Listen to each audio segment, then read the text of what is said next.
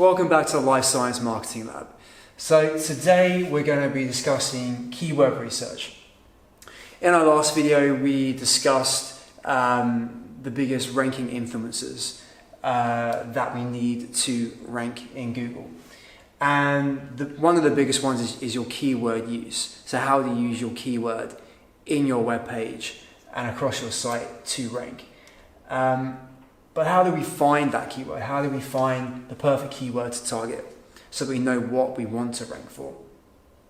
So what a lot of companies tend to do when they do their keyword research is that they find the keywords that they want to rank for across their website, and then they try to apply those keywords to certain pages. And that's actually not the way to do it. That you'll find you'll run into a lot of problems there when you try to force certain keywords onto certain pages where they don't really belong.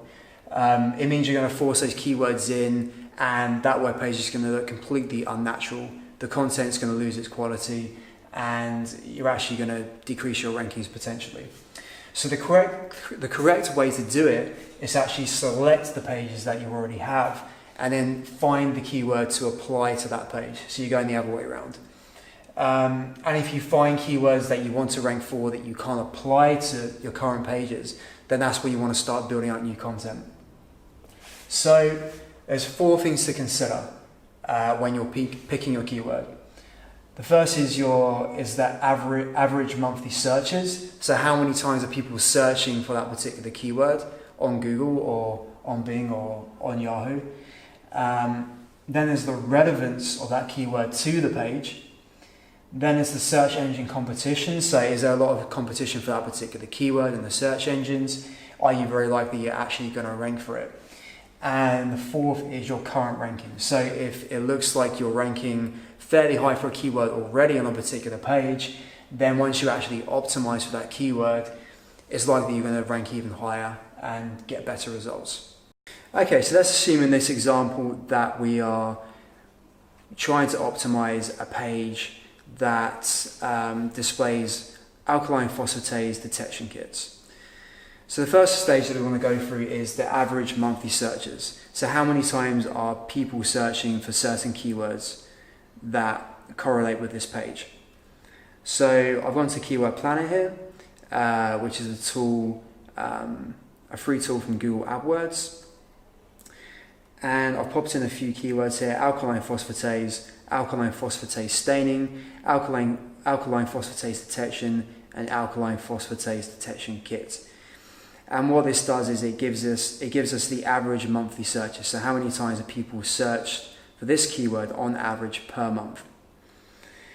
So from an average monthly search traffic perspective, it's pretty obvious which one we want to pick here, and it's alkaline phosphatase. From a traffic perspective, this has the most searches. So if we rank for this keyword, it's going to bring in the most traffic. But then we want to move on to the next stage, which is relevance. And the best way to think of this is, are these keywords actually relevant to the page that I'm trying to optimize? And that'll give you a good indication for whether you're actually going to be able to rank for this keyword. So the best way to do that is to pop these keywords into Google and find out what's already ranking. So what is Google already ranking for these keywords? So for alkaline phosphatase, for example, we can look through the search results here, and we see there's alkaline phosphatase from Wikipedia, elevated alkaline phosphatase, things like that, alkaline phosphatase serum, interpreting an isolated raised serum alkaline phosphatase level. So what I'm not seeing here is any pages that relate to an alkaline phosphatase detection kit, which is the page we're trying to optimize. So that is telling me that this is actually the wrong keyword to use, because Google won't see your page as relevant to this keyword, so it's not going to rank it. So unless you have a very, very high domain authority and you can more or less rank for anything, it's not likely you're going to rank for this. So let's look at the next keyword, which was alkaline phosphatase staining. That's getting a little bit more relevant to a page that is displaying alkaline phosphatase detection kits. So the search results for that, the first thing that comes up is Thermo Fisher, alkaline phosphatase live stain, getting a bit more relevant, getting a bit more related to a page about alkaline phosphatase detection kits. Wikipedia again, alkaline phosphatase. And here we go, we're getting a little bit lower, alkaline phosphatase staining kit. We see that twice from StemGen, AP staining kit from System Bio, and an alkaline phosphatase detection kit. Brilliant, so that's telling me that alkaline phosphatase staining could be a good keyword to target.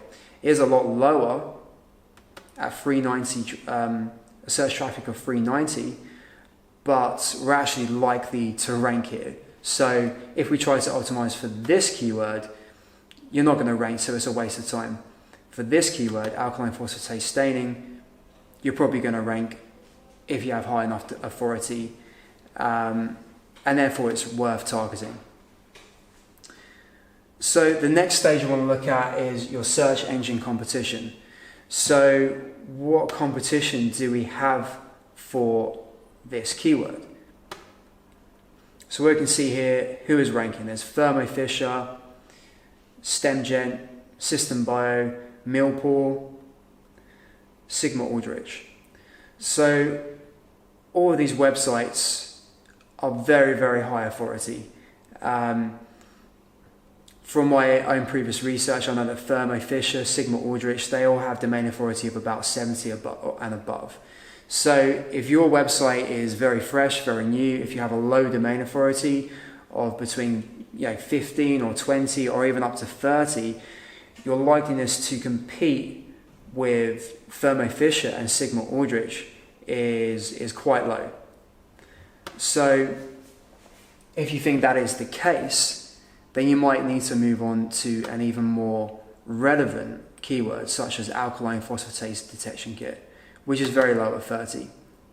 But again, we don't want to waste our time trying to target a keyword that we just can't rank for, whether that be because our page isn't relevant enough or if the competition is just too high. So let's look at this keyword in the search results. So alkaline phosphatase detection kit. Again, we have some really high authority websites in here, Millpool, Abcam, Sigma Aldrich, but then we get some others here, BioVision. I know from previously seeing their website that this is much lower in authority. I think it's around 30 domain authority. Bioassay Systems, again, they're very low. So if you have a domain authority of between 20 and 30, it's likely that if you optimize your page for this keyword, then you're going to get ranking. So I know you're thinking probably that this has very, very low search traffic. So why would you want to rank for it? However, we know that this keyword is so relevant to your page that anybody who's searching for this keyword is in fact looking to buy your product. Anyone who's looking for an alkaline phosphatase detection kit is more or likely, if they click through to your page, they're looking to buy that product. So in that way, it's actually a very, very good keyword to target, a very good keyword to rank for.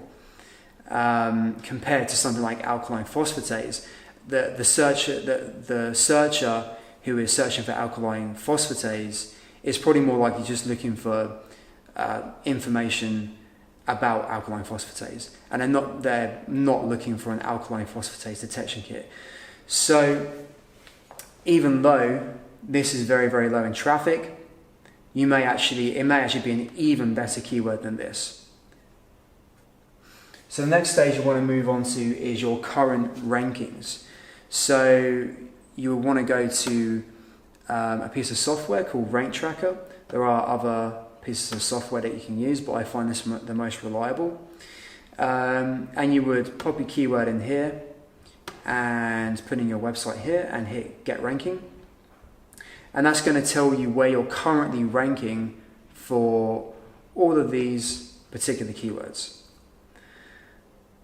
And that's where you might begin to change your mind. If you decided that the competition was too high for alkaline phosphatase staining and you went for alkaline phosphatase detection kit, if you then find out where you're actually ranking for these two, if you find out you're actually ranking, say, number 15 for alkaline phosphatase staining, without even trying to target that keyword, you're not even optimized for it. When you actually optimize your page for it, it's very likely that you're going to be brought up to page 1. So in that case, it may change your mind, because obviously it's probably better to rank for this keyword, which has a lot higher traffic.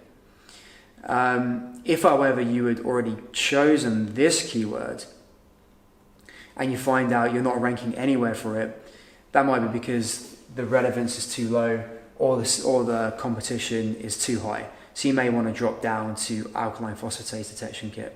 But again, this could be because it's so much more relevant, because of the searcher intent, they're actually looking to buy that detection kit, it may be a way better keyword. And that's it. Thank you for joining us and see you next time.